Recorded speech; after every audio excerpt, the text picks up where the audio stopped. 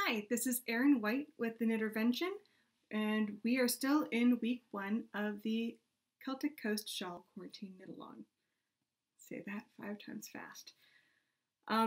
Wanted to talk to you today about the fades for the Celtic Coast Shawl pattern. First off, if you are doing the knit-along, you can follow along at a couple different places. One is here on YouTube, videos like this. You can also follow me on Facebook at the Knittervention.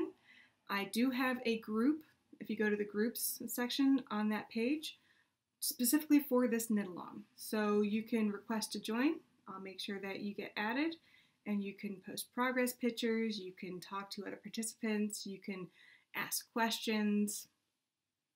Sky's the limit. You can also follow me on Instagram at the Knittervention, and I ask that if you are on Instagram and doing this quarantine knit along, that you please use the hashtags Celtic Coast Shawl QCal or Celtic Coast Shawl, and I'll have those written down here somewhere. So for the fades, I've had a couple of people ask for specifics on the fades, and here are my rules on fades. First rule, make sure you have enough yarn to complete the project. Second rule, there are no rules.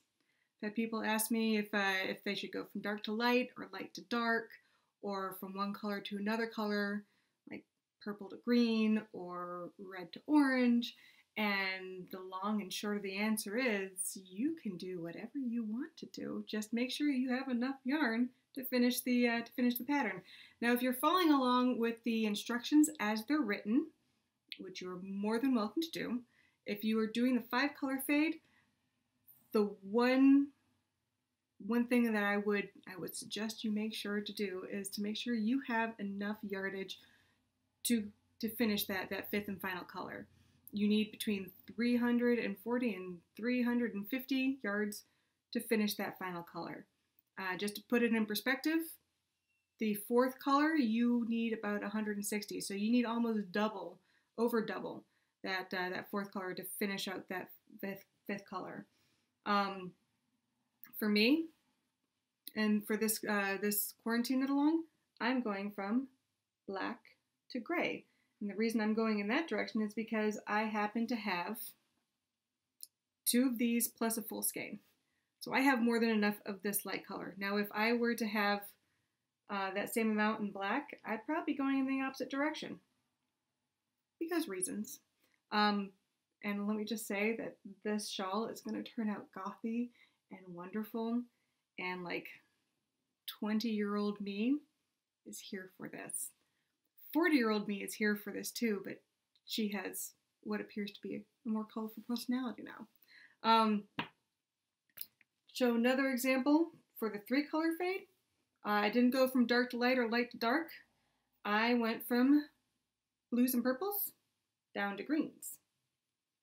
So really, it's up to you. But like I said, make sure that whatever pattern that, or whatever instructions that you follow, you have enough yarn for it.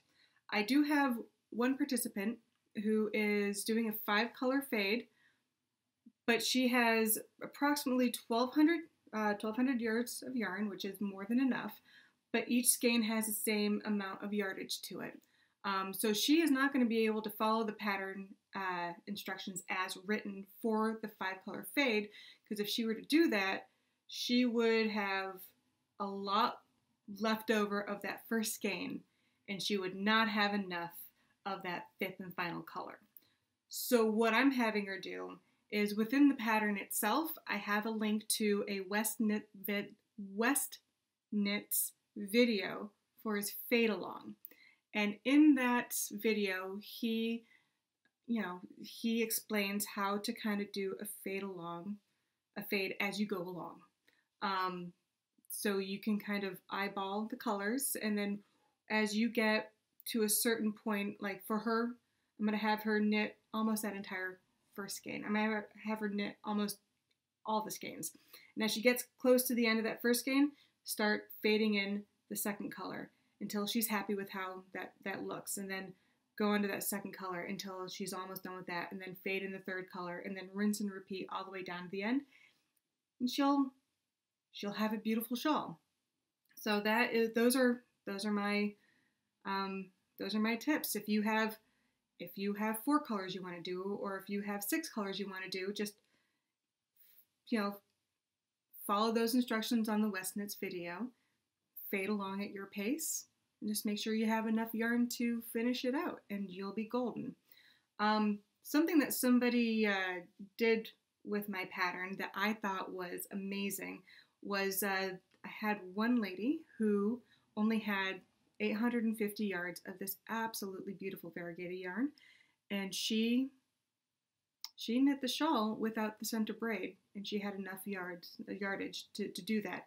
It changed the look of the shawl, and it looks absolutely gorgeous and amazing. And I would, if you have a single color that is between 800 and 900 yards and you want to make this project, you can still make the project without that center braid. You have to do some finagling with that garter tat cast on, but that's easily enough done. And if you need help with that, let me know and I will help you out with that.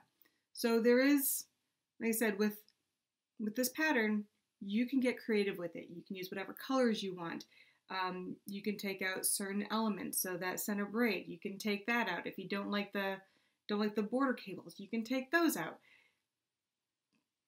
If you like a different cast off method or bind off method, you can use that. So you can get creative with it, and I encourage it, and I am here to see what everybody comes up with, and I love to see the different versions and the different colors and the creativity that I've seen with people who have knit up this pattern already. I'm flabbergasted, and I know that whatever you choose to do, you have good taste, and I know this because you bought my shawl. So I might be a little bit biased there, but I think you have good taste. And with that, happy knitting. I look forward to seeing what everybody comes up with, and I will see you in the next video. Bye.